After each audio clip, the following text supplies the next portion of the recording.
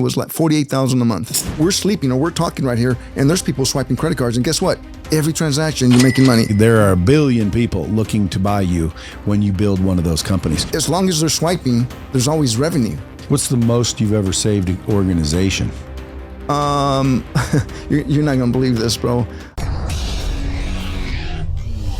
What it is, Brad Lee back again with another episode of Dropping Bombs today in the studio. Folks, I got a real treat for you. Back for a second time, Moses Heredia. What's up, buddy? What's going on, Brad? Good to be back, brother. Thank you again for having me here, man. It's a pleasure to be here. Well, I wanted to check up and see, because you were kicking ass last time. How you doing today? You know, I'm blessed, man. And I'm doing amazing. You know, my company's still, kicking ass, doing better than ever. We're expanding. But the other thing, since I haven't seen you, man, is we dropped a book last month, a new launch. So the other thing that's changed, other than me working my ass off, is this new book that it took me almost about a year to write it. Fields to Fortune. Fields to Fortune, folks. You can buy it wherever you want to buy it. But, obviously, guys, if you don't follow Moses already, you can go find him. What's your social media? At Moses Heredia? Yeah, my IG is Moses Heredia _ just like it pronounced. Moses Heredia _? Yes. Usually it's Moses _Heredia. I didn't set it up. Was there a Moses Heredia already taken? Oh. How many Moseses are there in the world? Not too many. Not many. I haven't met one, actually, other than my father, who's a senior and I'm junior. So your story, let's go over your story a little bit. First of all, I could probably kick the whole thing off just by saying, folks, if you don't follow him, go follow him. This dude is a merchant services in the processing world, kind of built from the ground up. Used to pick strawberries in the strawberry fields, right?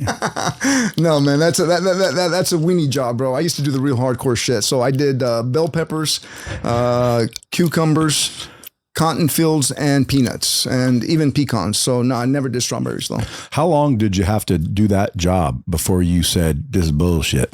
I did it since I was a child, since I was a kid, because I never had a babysitter. So my summers were always going in the fields with my mom because I never had a babysitter. So I did that, and she would say, "Hey, you want a new pair of shoes? You want clothes for school?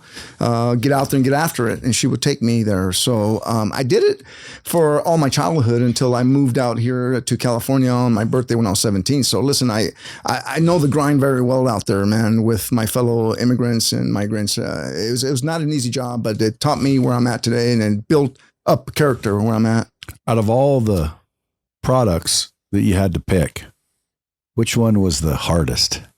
From the field work, I'll tell you what, and I'll put anyone to a challenge. So it was the cucumber. The cucumber was by far the hardest, and I'll give you a little quick visual about it. So if you can imagine in the middle of the road, a big diesel truck, right? And then to the right of it, there's like 30 rolls or 20 rolls, I would say. And then to the left of it as well.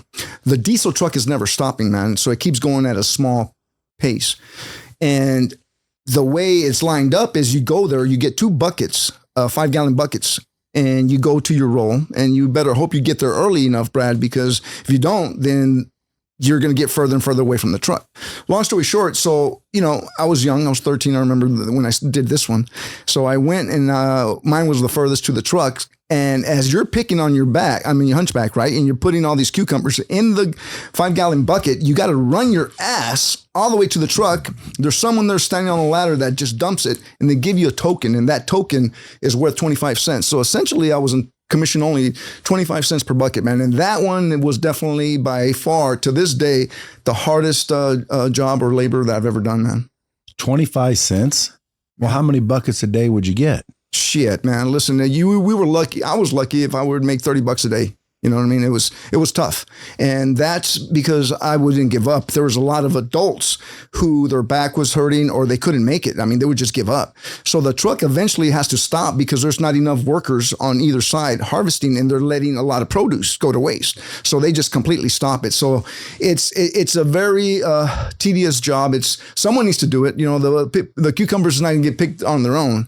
And back in the day, that's how it was the formula, man, is get out there and get individuals, Brad, to go out and get it, my man. So listen, it was definitely an eye opener, and my mindset, Brad, was never there. My body was there, but as I was working as a child, as a kid, and I thank God for my mother putting me in this position, it just created a foundation for me, and it made me think like, I'm not going to be here. Like, this is just temporary. And it was building me up, for success. It was building me up for success. So that's what's part of the book. The book is actually based on true story, from Fields to Fortune. It's a blueprint of how I got here where I'm at today. So I definitely want to share it with a lot of people, because a lot of people where I come from and where I was raised, they don't think the stars are reach, man, that they're available right there. They're right there where they can reach them and grab them. And they need a little inspiration and some help that they can get out of the drench and out of that workforce, because where I was born, there's either oil fields or there's just crops. And are people still picking cucumbers? 100%, yeah. 100%. You would think that with technology, they'd figure out some sort of farming equipment that would just now, somehow go down the row and pick them. Well, there's still chopped cotton. They're still chopping where the peanuts go. Because see, what happens is people don't understand. So let's say you're a cotton grower, right? And you have all these cotton fields, right? So you chop the weeds around it, because when the valleys come to water it, if the weeds will suck up the water and the cotton will dry. So you try to eliminate all the weeds that will swallow the water and stop it from growing. So you still need manual labor, believe it or not. I mean, at the end of the day, you still need manual labor out there, and it's still going on today to this very moment. No, your mom's not doing it anymore. No, God rest for her. She passed in 2004. I will never forget the day. I'm not very good with dates, man, or numbers. I'm good with numbers, but not dates. But that date I will never forget, February 19th, 2004. And no, she passed. But this book is dedicated to her, and she was my inspiration to write the book. It talks a lot about her upbringing and how I was raised. Now, when you were first going to work with her, were you pissed about it? 100%, man. Listen, I wanted to be with the other kids at summer. I wanted to go to the playgrounds, right? I wanted to go out there and go to the swimming pools, and I wanted to go to the arcades. Of course I was upset, but one thing that to this day, I never understood. And now that I'm older, Brad, I appreciate my mom. Number one, she never had a babysitter for me, and I never understood that. Why? But now I do as I'm older. Number two is she was teaching me a lesson, and she would tell me and say, do you want new shoes? Do you want clothes for school? I still remember when I was a kid, man, and I wanted the Nintendo, and I had to work for that in the fields. And I remember going to Walmart to buying it. That was the best fucking reward, excuse my language, but knowing as a 13-year-old kid that I could go buy my own Nintendo with my own money, I cherished that fucking Nintendo. I took care of it. And my punk neighbors' kids would come over and they would like mess with her, mistreat it. I'd beat their ass, because at the end of the day is that I knew the worth of the dollar. So listen, I learned a valuable lesson. And the lesson was, Fields to Fortune, based on true story, is coming from humble beginnings to where I'm at today.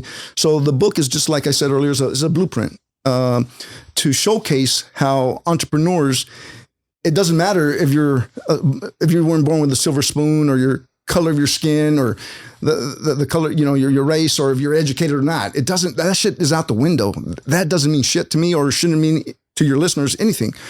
What it should mean is like, listen, think of number one, what put you here. And I'm a big faith believer, so I believe in God, bro. So my 4 G's is God, goals, grind, and make a global impact.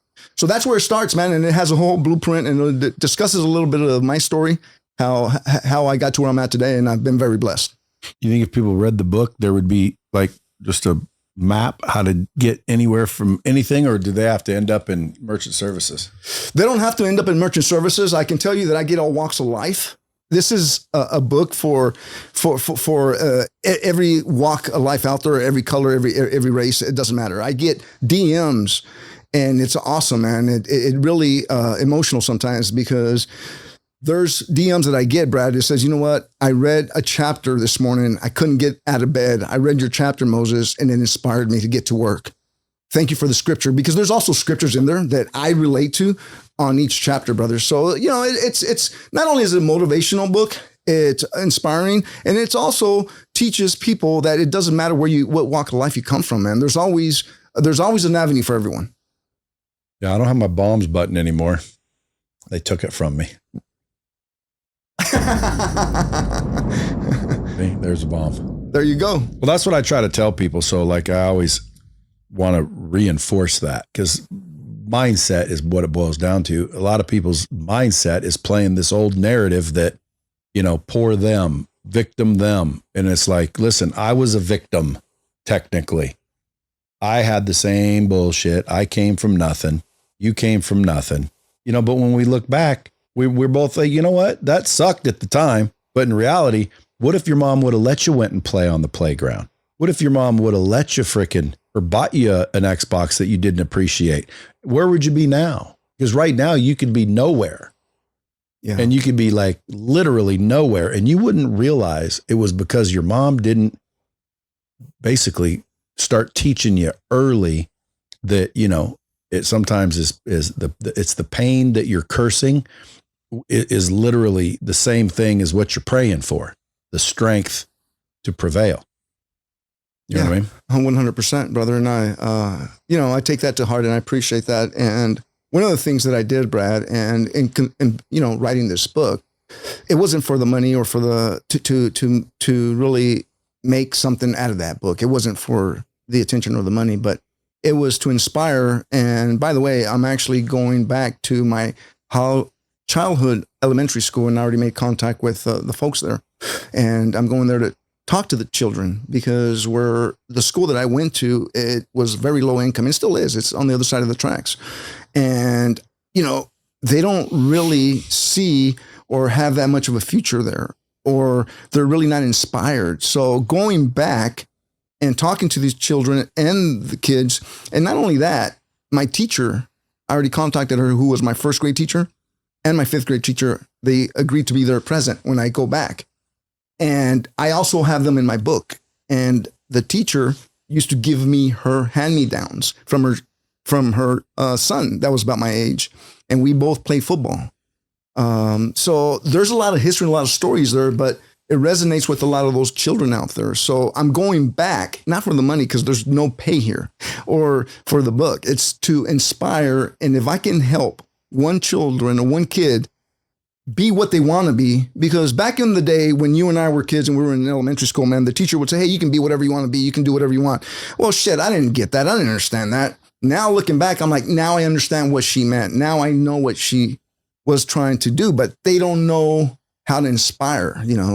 I lived it. I transformed myself, and this book is transforming so I can help teach the youth and young entrepreneurs out there that there is a way, man. Listen, like I said, I come from no education or anything, but there is a way that you can definitely help. And that's what it's about. It's about helping and giving. I've been blessed. God's blessed me tremendously, brother. So it's about, the pathway that I live here for a purpose. And I've asked my leader, which is my God, right? He's my boss. I'm like, what's my purpose of life being here? Okay. I've done very well. I'm very successful in my company. I've had it for 22 years now. What should I do? And I think my calling is a little different now. And I'm not doing it for anything other than self-serve my God and help inspire the future, because the kids are our future, man. Well, that's a fact. I mean, literally. So do you think there's any hope for the future? Absolutely. With the way shit's going? Well, listen, at the end of the day, it starts at home, man. These freaking parents, it starts at home. I believe that if the parents teach the children the right way and the ethics, I mean, there's a lot of crap going on there. There's a lot of drugs. There's a lot of distractions, right? I believe it all starts at home. You can't have excuse my language, you can't have a teach your fucking kid. I mean, they're there most of the day, right? Everything starts at home. Now, if you need to school home your kids, do something about it. Don't go out there and complain that your kid's a shithead and causing problems, because that's a direct reflection of the parent. Personally, that's how I feel about it. See, I used to disagree with that, but now that I'm older, I agree with it, because your kids are a reflection of you. 100%. And I used to say that's bullshit, but it's true. And it might be the parents' own deficiencies, meaning they don't know any better either. And that's what's crazy is because, a lot of parents just tell their kids, you need to listen to me. And what they don't realize, dude, is they're literally screwing up their kids' future by being too soft, by not ultimately putting them in tough situations. Because, and they're innocent is what I say. They're innocent. They love their kids. They want their kids to have an easier time than they did. But at the end of the day, dude, you got to give them a little bit of hard love. You know what I mean? Like my kids, a lot of times, I bought them cars, but I didn't buy them the cars they wanted, and then I made them work. I make them still work, and they're full grown adults and they're wondering, when am I going to die? and give them my money. But at the end of the day, it's because and when I die, I will give it to them. Are you one of those, or are you one of those that say when you die, your money goes to charity and your kids have to fight for themselves? No, it'll definitely be with the family. And I've worked my ass too hard just to give it away like that.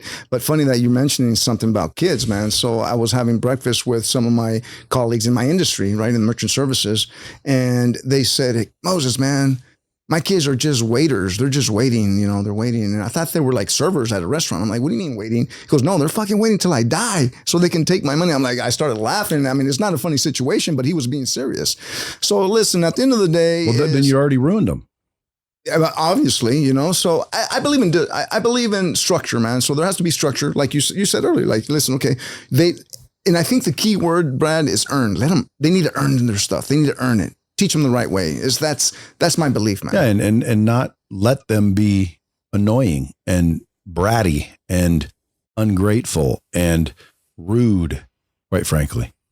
And we got a little 3-year-old, and she's as cute as a button, and she's just like smart as hell, and she's the only one that looks kind of like my wife.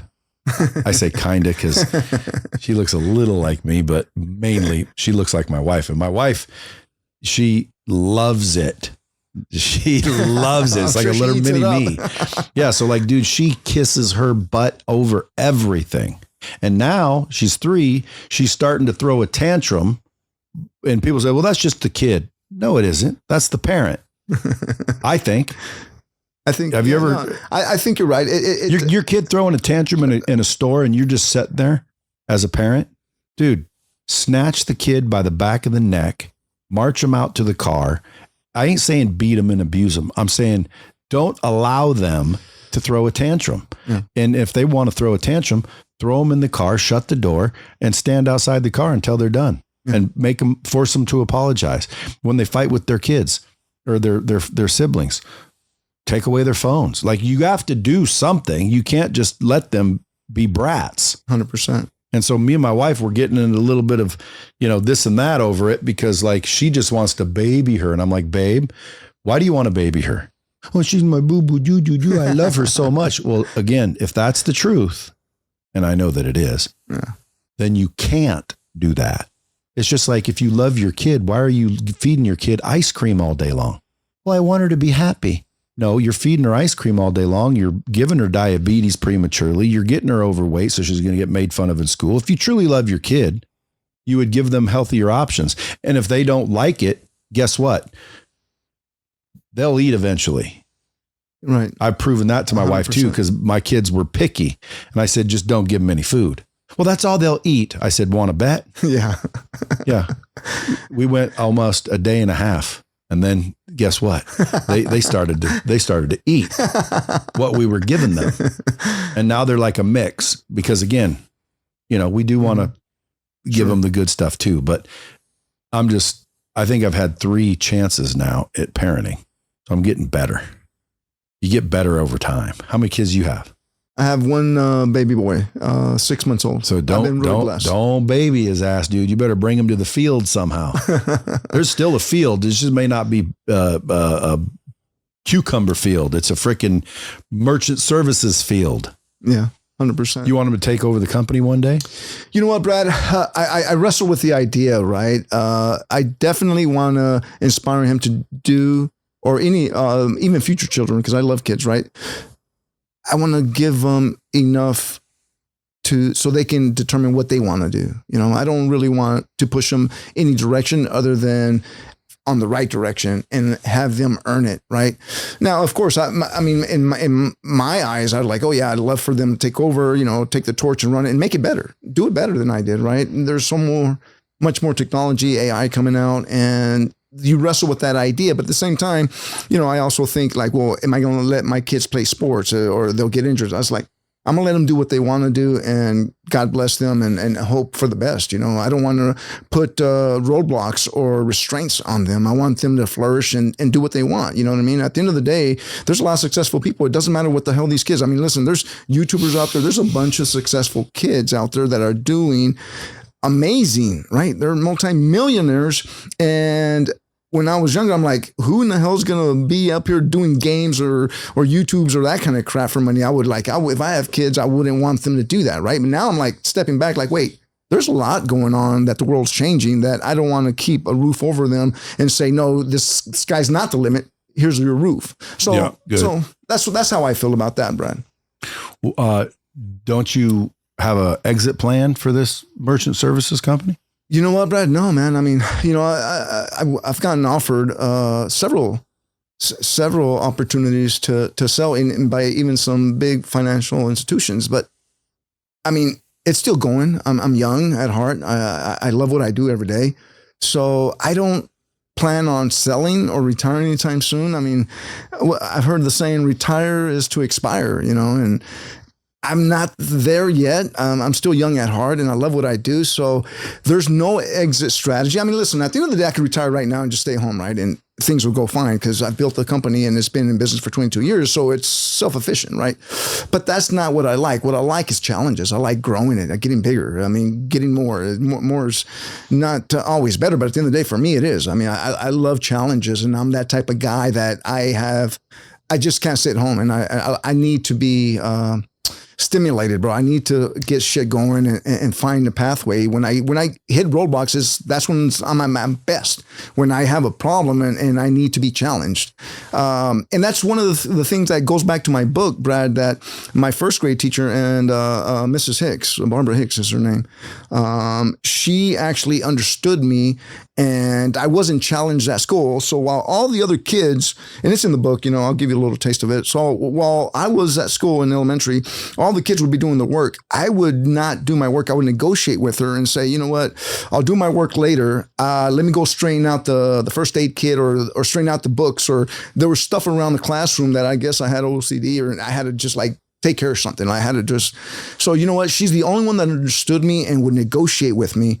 And that's why I still remember to this day, because not only was she a great lady and still is to this day, but she understood how to challenge me and how to work with me. But she would still get the results. Like I would still do my work, but it was a little different and the terms were negotiable since I was a kid. But to answer your question, I mean, at the end of the day is I am where I am today, and we all have a different mindset, and I just, thank God for giving me that mindset. And I just push it up on everybody like, hey, do what you do and do what's best for you at the end of the day. How many businesses do you think are being screwed that are taking credit card payments? Oh man, we run into that daily, Brad. We run into that daily. So if I'm an entrepreneur and I'm taking credit cards, which everyone is, how many of us are being screwed out there? I would say, I wouldn't use the word screwed because I want to be political about it right now. So I would say that there's a lot of less fortunate people who are business owners. That's not their forte. That's not what they do, right? And that's what I've been doing. So I would say a good 80-75% are not understanding how interchange works or how the rates work. Because so that's 80% are getting screwed. I would say that's yes, there's a big chance out there that they're paying more than they should. Absolutely. They're paying a lot more than they should. 100%. And what's crazy is there's no regulation in that industry. You know, it's all because here's the thing. So the consumer, the cardholder wants the rewards. You know, I personally am a victim. I use Amex for points, and people use it for rewards and this and that. So that shit is not for free. All those points, someone's paying for that. And how do you think you get that? So of course they tack on the interchange. So the merchant who owns a company or business and takes credit cards, they're paying the card brands and the fees. So hey, listen, nothing. I don't know if you heard this saying, man, but nothing's for free out there, brother. Love. And love free. I can't argue with that one. Well, let's say God's love. Yeah, that wasn't free either. Oh man, yeah. He paid for all our sins. Yes. So guess what? There ain't nothing free. We've reconfirmed. Hey, but for the business owners listening, because a lot of them are obviously taking processing and they get called by people all the time wanting to change their processing. What do they need to think about so maybe next time they actually take that call? Because, dude, I'm sure you get slammed or your reps get slammed all day long with, we're fine, we got it, we ain't interested, you're the ninth person to talk to me. What do you think these business owners need to think about before they hang up the phone on that next rep that's trying to help them? And how do you know if they're trying to help them? So there's two questions. First one, what does the business owner need to think about so they actually welcome a call from a processing company? Step one. Yeah, absolutely. They have to do their market research, right? They have to take a look at us. I mean, we're global processing systems. If they Google us, they'll see the BBB, the Google reviews and all that. At the end of the day, my statements have our address. They can come and visit. They have our 800 number where a live person, if you call right now, a live person will answer. I don't believe in the recordings and that stuff. So they have to do their market research, and it doesn't cost them anything to get a free analysis from us. We'll do a free analysis and we can show you if we can save you money. If not, we'll shake your hand and say, hey, you have a great rate. 80% of the time we're able to help them. Yeah, because 80% are getting screwed. Hey, man, you said screwed, not me. Well, the reason I say it's screwed is not necessarily screwed literally, but it's screwed meaning like no one told them that they're overpaying and there's better deals. You know what I mean? It's like back in the day when someone gave someone a discount on a car. Well, now you get screwed on cars. Well, do you? Because again, when I used to sell cars, the people that we'd make the most money on were the happiest. And the people that you literally lost money on were the most unhappy, miserable pricks there were. So I always used to justify making money on a car by serving the customer. Why? Well, because it seems like the ones that we didn't make any money on are the ones that are pissed off when they come back and we can't give them a free tank of gas. We can't tint their windows. We can't fricking serve them because there's no money to serve them. So at the end of the day, we couldn't serve them. So they'd be all pissy. And they were the ones that grind you down to nothing. Well, what if they just never gave discounts on cars? The profitability would still be the same. Well, the merchant service space, that's literally what happens. Someone walks in, they give you a proposal. You say yes, because it sounds fair. But in reality, dude, you could have got way better deal. In fact, nowadays, you don't even have to pay processing fees. You can pass them on. Yeah. So at the end of the day, there's just so many businesses out there, in my opinion, getting screwed because they're not even being told there's better. Yeah. So my question for people is, A, why don't you let those guys talk to you for a moment? Because just maybe they're the good guys looking to help you. Because you're still going to make money even if you're helping the guy. And that's what's cool about the processing space. I can come help you as a business and still make money. And so now I'm helping you and I'm making money. Like, dude, that's win-win. So the next question was, how does a business owner know if you're a good company or not? You said if they have an office. Yeah, absolutely. Do the market research, Google us, research the company. I sit on a couple of advisory boards of the biggest processors out there, which is TSYS Global Payments, Fiserv. I belong to a lot of networking groups with them as well. And, they can definitely do the BBB, take a look at us. And we have referrals. Listen, just to name a few, right? I mean, Pollo Locos, Subways, mobile gas stations. Like we have like the big names out there, but I don't necessarily want to shine light on all of those, like the Domino's pizzas that we have and all that good stuff, right? Because at the end of the day, we're here to cater to anyone. It doesn't matter if you have one store or you have thousands of stores. So even if you're a small mom and pop working out of the garage and you have a small business, just like Brad said earlier, like necessarily you don't have to pay those card fees anymore. Those could be passed on to the card holder. So it could cost zero to process credit cards, but people are not educated enough, Brad. We tailor it to whatever they want. Now they can have that formula if they want, where you pay zero cost, right, and pass it on, or you can pay the smaller interchange, and we show them what interchange is, because at the end of the day, it doesn't matter if you're Walmart, Kmart, right, or not Kmart anymore, right, but Walmart, the big stores like Target, whatever, they're paying card brand fees to Visa, MasterCard, because at the end of the day, that's the boss. Like, listen, you want to accept my credit card at your establishment? Guess what? There's a fee for that, and that's the cost, and that's interchange. So how much is interchange? Oh man, it depends on the card. So if it's a debit card, obviously it's a lot less expensive because it comes out of your checking account, right? But like I explained earlier, like if it's a rewards card and you want points and there's signature card and all this, it's a business card, then the rates are higher.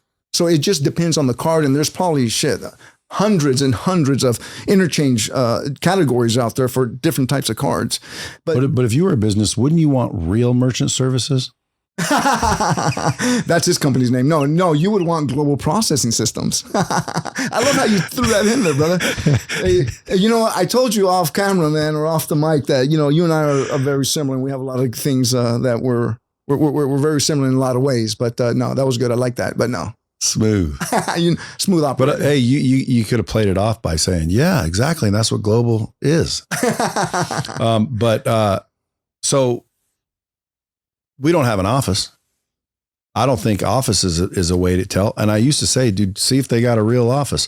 And maybe we will eventually get a real office. But I think nowadays everything's going virtual. But it is nice to be able to pick up the phone and talk to somebody, which we do too. Mm-hmm. But we're dude, listen, us compared to you is like a, fly compared to a freaking eagle. Like, you guys are been around 22 years. I just realized that the industry is huge. People were getting screwed, including me, which is why I started it. And it's like, man, this is crazy. I still want to figure out how to work with you. Absolutely. I don't know how though, because again, I mean, maybe you can just buy us. Yeah. That's another beautiful thing about this merchant services space. Sure. Your shit is exitable anytime. Like, there are a billion people looking to buy you when you build one of those companies. And you can build a company within a company, which is where I want to go with this, because there's people listening that, listen to the show for opportunities. Figure out, hey man, how can I scale my business? Well, again, get a better processing it. Some people think, it's not very much. It doesn't matter. What would you say to them? Here's the thing. You said a couple of things, and I'm gonna go back to it. Like, the beauty of this business, Brad, is that as long as they're swiping, there's always revenue. So that's the beauty of the business that people don't understand. So to give you an idea, yeah, absolutely, it's transferable. You can buy it. As long as that customer is in business, there's money to be made. So there's a lot of different flavors. Like I mentioned earlier, they approached me to get bought out. Now they have different formulas, right? One would be, hey, listen, we'll just buy your portfolio. Or number two, Moses, we'll buy your whole entire company as it comes with your employees. But then, of course, for that, those are possible. And what happens with that is that they keep you on board, if they're smart, for at least a year or two. So that way, everything's copacetic, everything runs smooth. So, the beauty of this business is just so many things that you can slice it, right?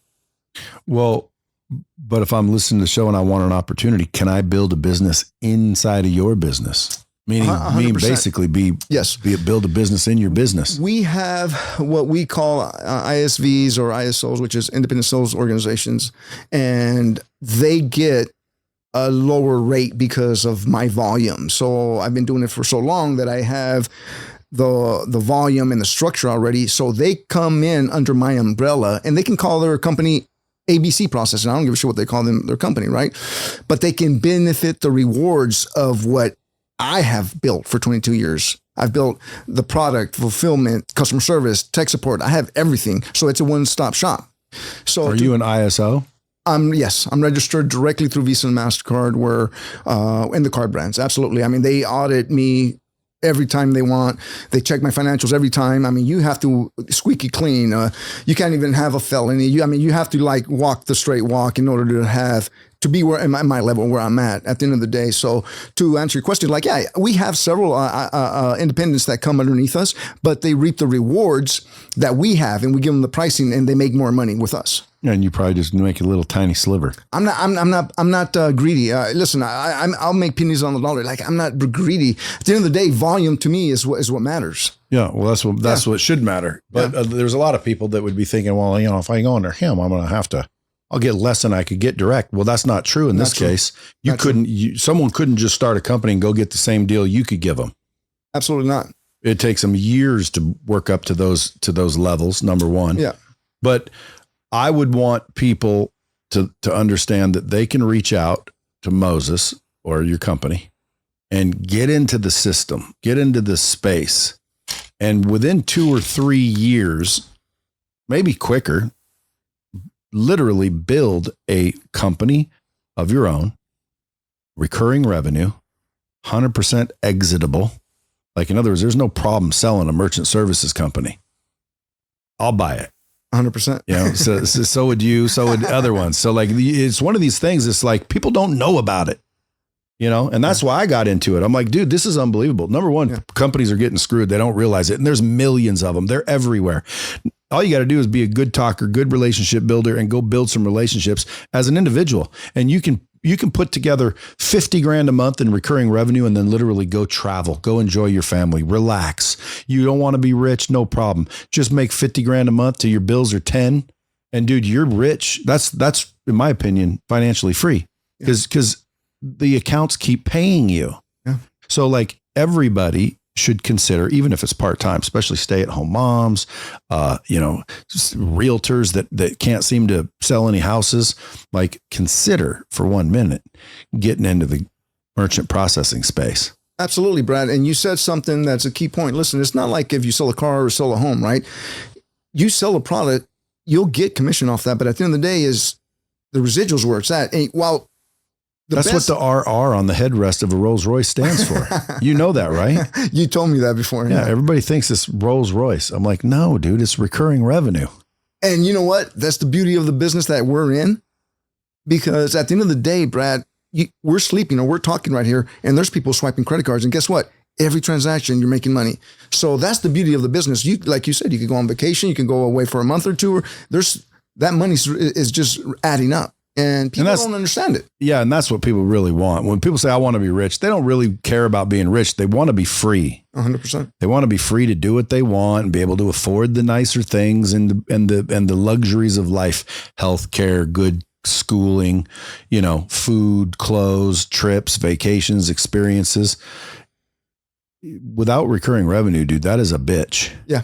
So merchant services industry provides it like you wouldn't believe. And I'm unbelievably shocked that more people don't understand and realize that it exists. And I just realized it. If I'd had realized it when I was young with the work ethic that you had, dude, I'd be thesis right now. You'd be sitting on my board. So what would be like a business, how would they use a smart payment system as a competitive advantage? There's so much stuff that we have to offer. So what we do these days, Brad, is we tailor it to the client. To give you an idea, what's popping off really big right now is these fast food environments. Everything is speed. Everything's fast. So we have these kiosks. Now you don't even exchange words with an employee anymore. You just go to a kiosk, you get your order, get a receipt, and then they call your number and you're out of there. So the technology has really just expanded, man. I mean, we're talking about taking transactions online, of course, on your phone. Kiosk. We tailor it. Even the POS system, which stands for point of sale in restaurants.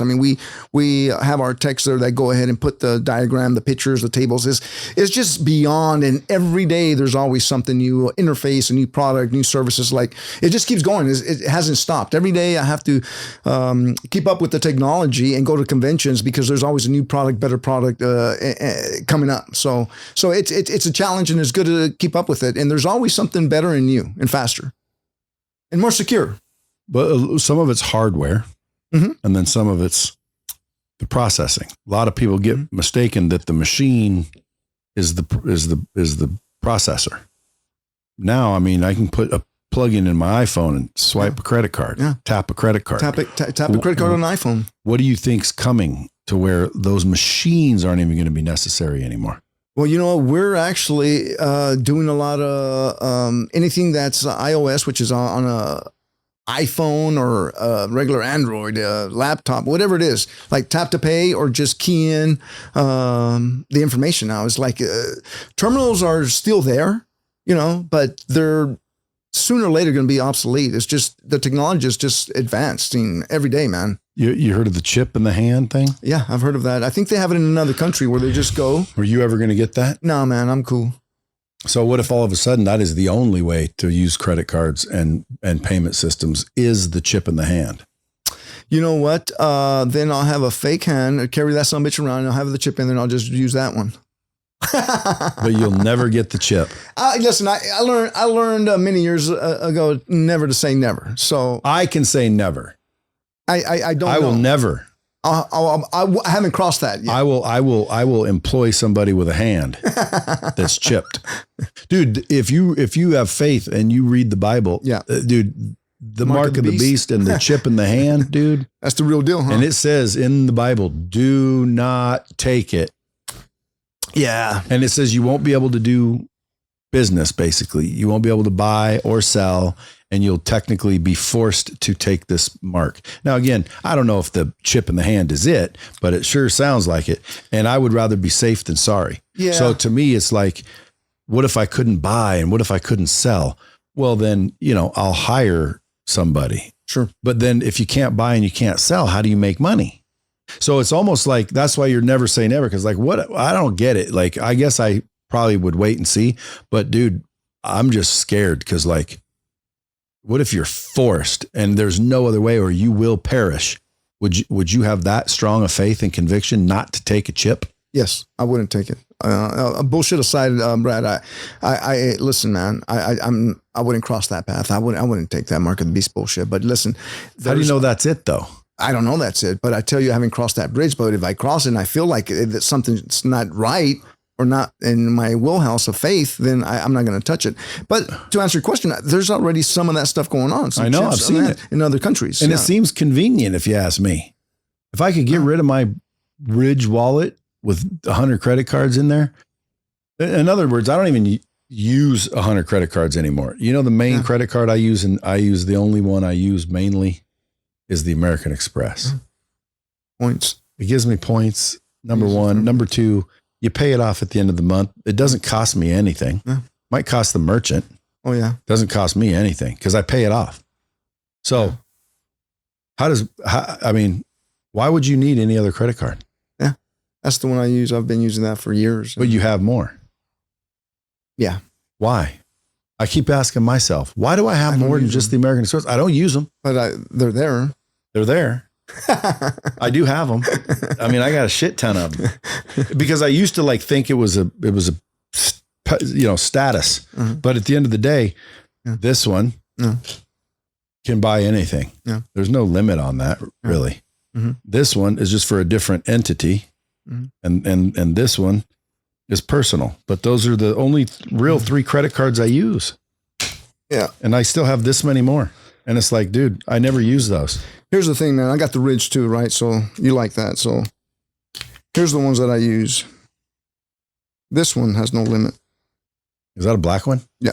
I didn't get that. Then I have that for the company. Hey, American Express, by the way, I keep promoting you, man. Why don't you send me an invite for the black card?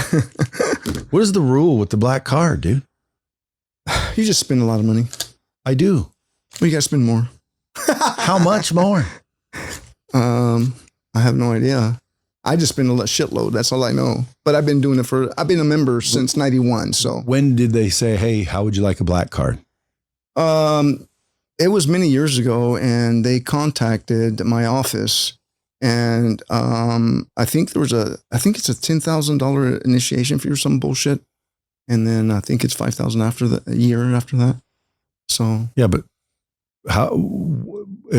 what was did they tell you? I think the things changed. I think there's rules out there that certain time you would get invited, and now you got to invite yourself or some bullshit, or they would invite people or let it in. No, you still got to get invited. Because I called. think they closed it. I heard.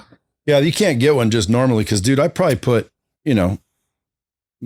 between all three cards, I'll bet you $250,000, $500,000 a month. Yeah. Maybe more. Some months, depending on ads, because I put ads and everything on it. So I'm thinking like, dude, they're going to give me one. They're going to give me one. For years, they didn't give me one. So then I called because a rep called because I have, let's say, 5 million points on that one. I don't use points. I just save them for some reason. And they called and basically said, hey, do you understand your point system? I'm like, I think so. Why? Well, why do you have so many?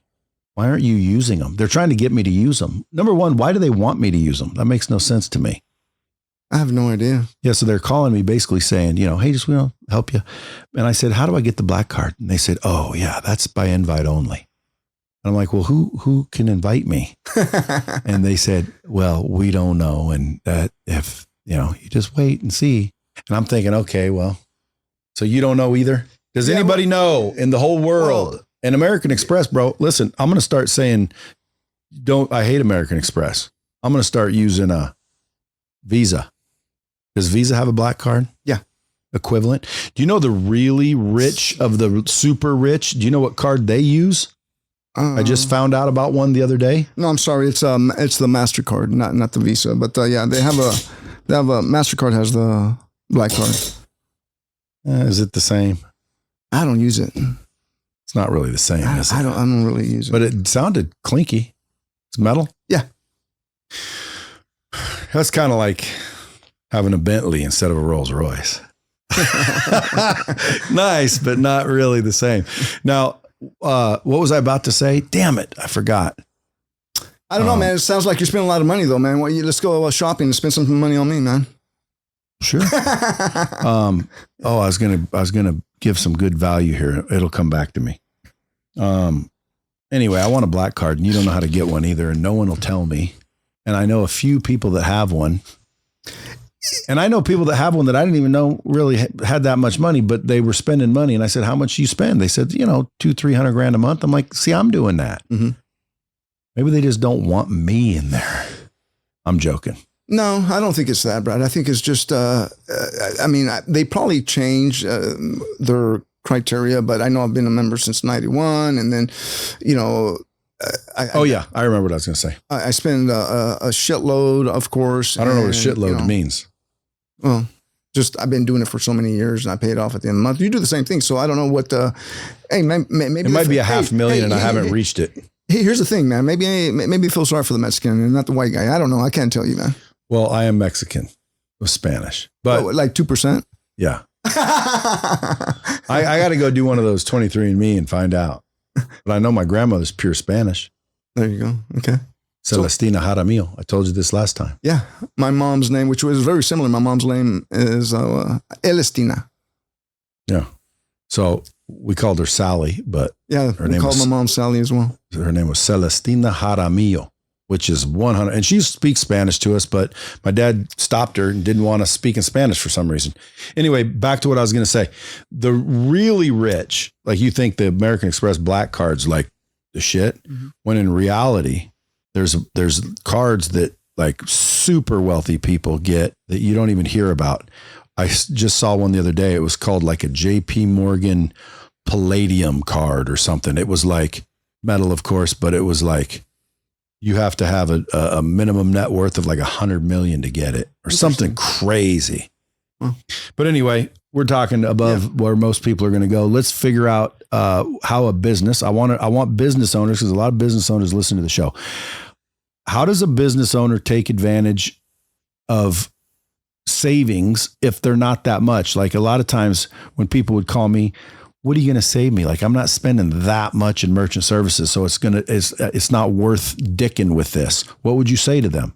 Well, I mean, Brad, listen, if it depends on how much they process, right? If they're not really using it, say they use it once a month. Okay, fine. Maybe it's not the tool for them. Okay, fine. Keep doing what you're doing and this is not. But if you ever get to a segment where you're doing X amount of volume, then give us a call because we can save you. And then we can leave examples from free proposal. It doesn't cost anything. So it just depends on the tier. And they may be right. Let's say that they sell crafts out of the home and they use it once a month and their craft is worth $10. Like, it just depends. And like, what are you going to save me? 20 cents? Yeah. So at the end of the day, they're right. I mean, it's not, listen, go knock on another door, make another phone call. Okay. Now, what about if I am a business that assumes that I have a great deal? Because that's what my rep told me. How do I know if I have a great deal or not? We come across that quite a bit, Brad. And here's what I tell my staff is like, at the end of the day, it's like, listen, let's keep them honest. We'll do a free analysis, no obligation. And if you have what you think you have, we'll walk away with the handshake and you can give me a referral. And that's how we train them to do it, like, at the end of the day, because sometimes there is a decent deal that is not worth switching. But like I said earlier, like 80% of the time, we can save them enough where their eyes perk up and we're like, wow, especially if they would eliminate the fees, then that's just, they're not paying anything. What's the most you've ever saved an organization? You're not going to believe this, bro. It was like $48,000 a month. No, I do believe it. $48,000 a month, which, by the way, you can put back into marketing. You can put back into growth. Yeah. You can put it in your pocket. Yeah.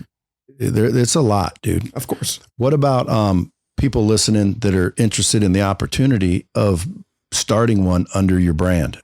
Yeah, absolutely. Listen, we have a lot of opportunities nationwide throughout the country. We have accounts, Alaska, Hawaii, it doesn't matter, right? So if there is anyone listening that, has the heart, has the dedication and the discipline, and nothing's easy. Like doing merchant services, I'm not going to say, oh, it's easy as cakewalk. Hell no. Listen, you're going to have to work your ass off and be consistent, and we'll give you the tools and train you.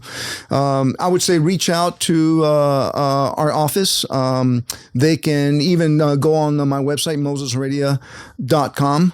www.mosesheredia.com, or send me a DM and I'll get you in contact with the right individual, depending on what part of the country you're in. So we'll have the right person contact you and do the training, do the recruiting, and we have the hiring and all that good stuff that can help someone who wants to be an overachiever or who wants just the recurrent residual like we talked about.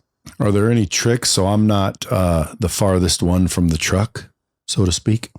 Any tricks, like, you mean getting into for an opportunity sooner than others, you mean? Or what do you mean? No, you remember like the picking story? Oh. You said they got there early. You didn't understand that was so they could get next to the truck because it's easier. What's the trick in merchant services to not be the farthest one out? Listen, to be honest with you, there's no magic in this business, Brad. There is no silver bullet. There's no magic. At the end of the day, it takes just heart, consistency, and dedication.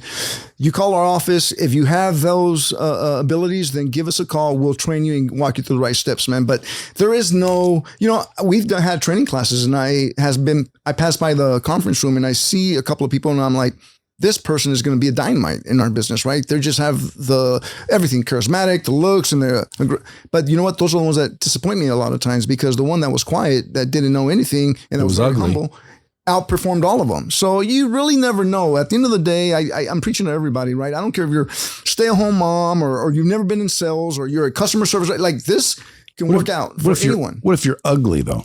That's even better, man. We love ugly people. We take them all in.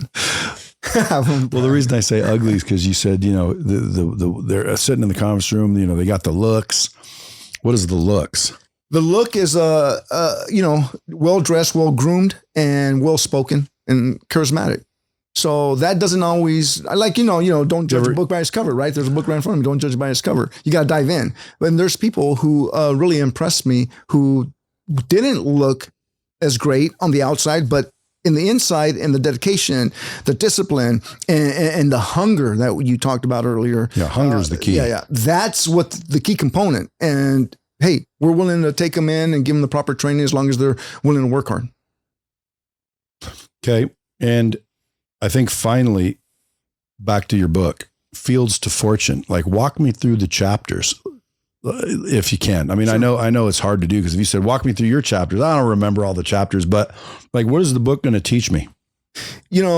Fields to Fortune, based on a true story. It's about a successful storyline, and it's a blueprint that lays it out. And it's on 4 pillars, like I mentioned, and it's on God, goals, grind, and global impact. So it talks about faith, in there.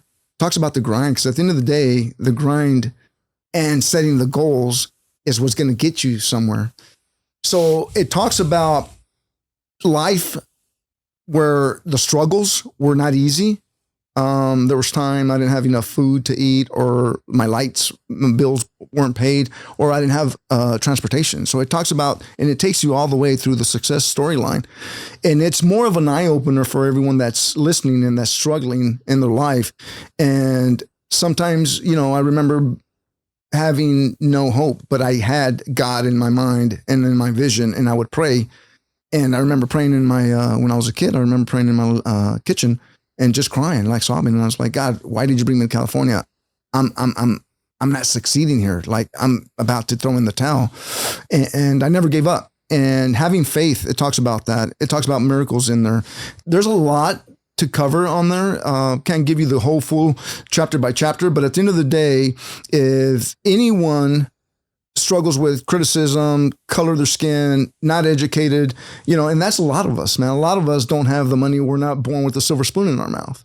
And it's really dynamite, brother. It's been a foundation, a key success to a lot of people who have read it. And I do get a lot of response, which that's what I do it for at the end of the day. It's not for the money to sell the book.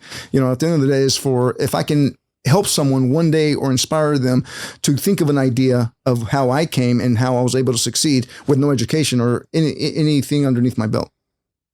That's why you should get the book, folks. There it is. And by the way, it's on Amazon everywhere. It's on Amazon and also on Barnes & Noble online. Absolutely. Okay. And then the last question, you said, when I said, do you have it in audio? You said, no, not yet, because every time I went to read it, I'd start crying.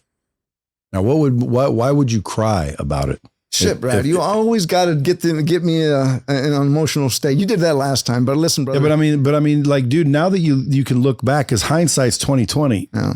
and what makes you choke up about it? There's a lot makes me choke up about it because it takes me back to humble beginnings, where how my mom was raised, how she grew up, and I did a lot of research while writing the book.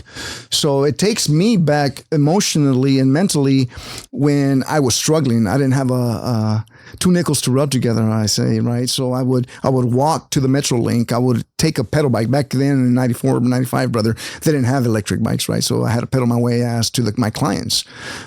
So it reminds me when I didn't have food to eat. It reminds me when I didn't have gas. So I would take cold showers. It just takes me back where I was in a bad situation financially. And not only that, so it takes me back also, and it's in the book, when my mom passed, so working through that was the hardest chapter when my mom passed. And that was a story in itself, because I denied it for 10 years.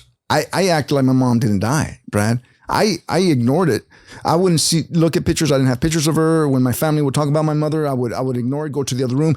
So I finally dealt with that. And I went and I had her own service after 10 years because, in my culture, and I'm sure in old school, old fashioned culture, there's a lot of, machista, like, hey, listen, man, we don't cry, toughen up. Don't therapists are for weak people minded. So I went and I seen a therapist, brother. And I was like, hey, man, I don't know. I have everything I ever wanted. My dreams came true. I pray to God. Everything is, I'm happy. I'm successful. I have this, I have that. I have everything that anyone can ask for. But something's missing. So after 6 months of this lady who was a therapist, she peeled me like an onion, brother, piece by piece, layer by layer. And she said, and then we got to my mom's segment, and I didn't want to talk about that, but then she kept picking at it and peeling me, right? And then she said, Moses, you never mourned, did you? And I'm like, can you elaborate? And then she hit that point. And I said, no, I never did. I never accepted that she passed. I went there, took her business, buried my mother, and came back to California because I had just opened my company 2 months prior before she passed. So I just purposely buried myself in growing the company, and I never stopped. I never took my foot off the pedal. So that's why it's emotional, because it takes me back to that. And after 10 years, brother, I finally had my own service with her, God, and it was amazing. Now I can talk about her, and this book is dedicated to my mom. This book is dedicated to my mother, bro. So she's the one reason why I wrote it. And she's the reason why I'm here besides God. So yeah. So I picked it up. I wrote the whole book, right? But at the end of the day, like every time I go there to read it, bro, it just takes me back to that. And I can't read it because my eyes get so watery and emotional. So I put it down and I try to catch up another day. That's why people want to read it right there. So get the AI tool, because that was a smart thing. If I had that now, but get it in audio as well, because there's a lot of people, dude, that downloaded my book once it was on audio that never would buy it. And I want everyone to get your book. Fields to Fortune, folks. Go to Amazon or Barnes & Noble. You can follow him, Moses Heredia. That's Heredia _ on Instagram. Global Payment Systems? Global Processing Systems. Is there a global payment? Yeah, that's the big one. Yeah, that's who I sit on the board, advisory board for him. Yeah, that's where I got that, because I know that. But global processing, that's my company, bro. Global Processing Systems, folks, and like I said, folks, pay attention to what the underlying lesson is for everybody listening. Doesn't matter where you're from. Doesn't matter what problems you got. Doesn't matter what situation you're in.